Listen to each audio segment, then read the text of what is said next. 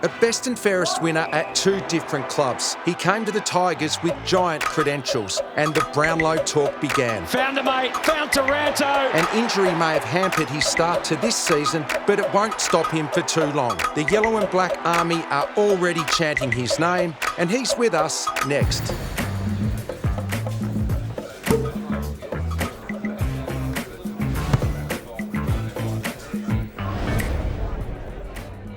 Hello and welcome to Knockoffs. I'm Richo and we are brought to you by Pepper Jack Wines, and I'm excited this week because we've got a Tiger in the house. The reigning Jack Dyer medalist joins me now in Tim Taranto. Timmy, thanks for popping in, mate. Thanks for having me, Richo. Appreciate it. I've actually bought the tasting plate in today. You're Mediterranean, got the Taranto, so I've gone the Spanish tasting plate, a bit of chorizo there, and some cheese that is soaked in the pepper jack tempranillo down the end there. Beautiful, mate. You like the sound of that? I love the sound of that, Richo. Mate, how is the arm? Because you're back now, but it was a frustrating layoff for you. Yeah, the arm's good. Wrist is all healed up, so yeah, 8 weeks about out of the game, which was tough, and you know we've had a few injuries this year, but back now and yeah, just enjoying my footy again. Mate, there is nothing more frustrating than getting injured at training, and it happened in like the last 30 seconds. Was that right? Yeah, it's just one of those years, mate, for us. Last 30 seconds of training, and you know, ran into the big Nank, so advised to avoid him at all costs. He's a big fella, and yeah, just unfortunately hurt the wrist, but yeah, back now, so it's all good. Mate, if you found the black cat at Punt Road, because you couldn't read about it. I think we've played 41 players now at Richmond. It's incredible, isn't it? It's just unbelievable, isn't it? I mean, it's hard and it sucks in a way, but it's also good. We're getting a lot of games into our young boys, and they're getting a lot of experience that they might not have got otherwise. So, I mean, you got to look in the silver lining of things, I guess. Yeah, so you think you can fast track some youngsters in the back half? I think so. I mean, that's the plan. It's got to be, doesn't it? So hopefully they can go to another level this year and then continue to improve next year and get us back up the ladder. Absolutely. Now, mate, let's go right back. It wasn't always footy for you. You were a gun junior basketballer, I believe. Oh, I don't know about gun, but yeah, played basketball a lot growing up. Stopped at about under 16s when I had to make the call, but yeah, basketball was the priority until about then. Point guard, where were you? Point guard, a bit of shooting guard, so had a nice stroke actually. Then I hurt my shoulder, so I couldn't shoot anymore. Yeah, right. No, I love my basketball. Dad was a big basketballer. That's where I kind of got the love for the game. Played at Sandringham Sabres and Vic Metro as well, so it was a good childhood playing basketball. I think you chose the right option though, mate. You were taken pick 2 in the draft, 2016 from the Dragons. Yeah. What were your thoughts when the Giants read your name out? Mate, it was kind of a whirlwind, that draft. We had a lot of interstate picks. So I think there was Freo and Gold Coast had a few, and obviously Giants at pick 2. So I kind of wrapped my head around that interstate was going to be likely for me. So I kind of got excited by that. And then moving to Sydney, not too far from home. But absolutely loved it. You know, had a great time there. They welcomed me into the club and had 6 years up there, and I loved every minute. So it was a great experience to kind of get out of Melbourne and get away from the family and grow up a little bit. Do people know the players in Sydney? I often look at the Swans and the Giants, and I think walking down the street, do people say g'day to you, or is it innocuous? No, pretty rare. Yeah. I mean, maybe Toby or Buddy, obviously, when he was there, but for us Giants boys in the inner west, it's all rugby there. So it's kind of good to have that anonymity in a way. Mate, you had success at the Giants. I had a look at it. You played finals most years you were up there, and I guess your first ever game was the prelim final against the Tigers in 2017. Yeah. That must have been surreal because there were like 90,000 Richmond supporters there that day. Yeah, I reckon I still say that was probably the loudest game I've ever been at. Yeah, first game, 2017 prelim at the G against the Tigs. Didn't get the win, but it was a great experience, and I mean, deafening. It was my first taste of the Tiger Army, I guess, on the other side of it. So it was a pretty cool experience. Mate, you tasted it again in 2019. You play Richmond in the grand final. You were probably the Giants' best player that day with 30 disposals. Did that experience of the big crowds at the MCG with Richmond, did that help you shape your decision to go to the Tigers? Yeah, in a way. I mean, that was obviously a tough day going down the way we did, but it was an incredible month leading up to that game and playing some, we played the Pies in a big game the week before. GWS are through to the 2019 grand final. And then obviously again against the Tigs in the grand final. So just wanting to be a part of that was something that definitely helped me make the decision a few years later. So you come back to Richmond and you win the best and fairest in your first year there. How did you enjoy your first year at the club? Mate, loved it. Obviously, a lot went on last year with Just Dimmer. a little bit. Just a little bit.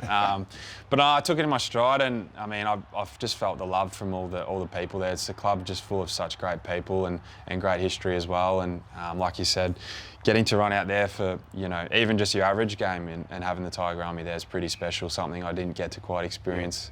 But, you know, round one, Dreamtime, Anzac Eve, all these games are just incredible. And, you know, a shame I missed a few of them this year, but hopefully next year I'll get to play in those big ones again. Hey mate, talking of not missing games, I know you're a massive family man. Family is everything, and I believe your grandfather has barely missed a game that you've played. Is that right? Mate, he's since I was little, whether it was basketball, used to drive me out to Maffra to play basketball, Ballarat, and now he's at every game. He watches the VFL when they're a curtain raiser, so he gets there before our game. I mean, the other week he was there at 2 o'clock in the Arvo at the G, watching a VFL game, and then we played after. So yeah, doesn't miss a game. He's booked his flights for next week, and he just loves it. He's retired now, so he's got a bit of time on his hands, and yeah, it's good to have that support from him. I guess I love it. Who did he barrack for before Richmond and the Pirates? He's been a Melbourne fan for. Right. You were as well. I was a Melbourne boy, yeah. I reckon he's been nearly 40, 50 years or something. Wow. So he's still got a soft spot for them, and still for the Giants too, to be honest. But now he's Richmond, so he's probably got 3 teams in a way. Yeah. Now, mate, you mentioned your dad before, and he lives over in America, in Texas. You love getting over there. You got 3 little brothers over in Texas. Yeah, so the old man's from Texas. He's in Dallas at the moment. Grew up in Houston, so I ventured over there probably 20 odd times, which is pretty cool, and got my other half of my family over there, so half American.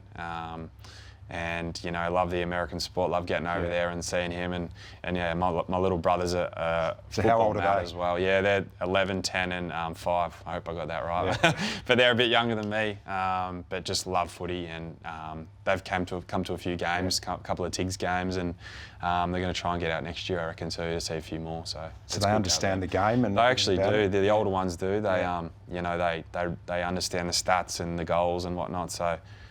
It's cool to get them involved with it. I think this Aussie Rules, I went to Austin in Texas and actually caught up with the lads that play for the Aussie Rules team there. So there is a comp over there. Yeah, well, I reckon a couple of years ago I went over and trained with the Orange County Giants when we were over there, a few of the Giants boys and I. So it's pretty cool. There's a bit of a comp going on over there. And then on grand final day, everyone gets around at a few of the bars, hold a grand final eve thing. So it's pretty cool over there. So you obviously love American sport. What are your teams over there that you consume? Basketball, I'm Dallas man. Obviously, growing up, Dad's a Dallas man, so Mavericks. I've got the Cowboys as well. But to be honest, I like the college football a bit more. University of Texas. My dad actually went there, so he's mad UT fan, and got to go to a game last year, which was pretty cool. Because college football in Texas is just enormous. I don't think people here quite understand it. Mate, you get 100,000 fans at a Texas game, so yeah, it's incredible. I highly recommend to anyone that they should definitely get along if they can. Yeah, absolutely. What else do you get into, Timmy, away from footy? I believe you're into your golf, like most AFL players. Like most people, I'm no different, unfortunately, but yeah, I love my golf. I'm not very good, about an 18 handicap at the moment, so trying to get that down. But yeah, a lot of the boys love it, so it's something we do on our days off. I'm doing a bit of study as well at Swinburne, so I've been doing that for a couple of years, trying to get my degree there, and that's keeping me pretty busy at the moment. Yeah, because a lot of players, you get the opportunity to study. The PA helps players do that. Yeah, we're pretty fortunate. The PA gets to help us out there, and and a lot of the boys are starting to take up a bit of study, and obviously it's important to do things outside of footy and have a backup plan, so it keeps you well balanced as a person as well, so I enjoy it a bit. Where would you like that to take you after footy? No idea yet, to be honest. Just, we'll get this degree done, and haven't really thought too far ahead, but I think it'll help me one day. Now, mate, I know you're an aerobic beast. I love watching you play, your running ability. A couple of little ones here. Is it true you can hold your breath for 4 minutes underwater? I don't know where somebody told me that. Is that true? No, it's true, yeah. Yeah, wow.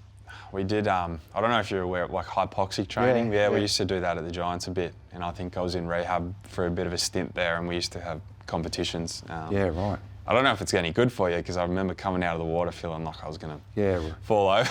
Well, I think the surfers do it. They walk into the water with the big boulders to practice being under.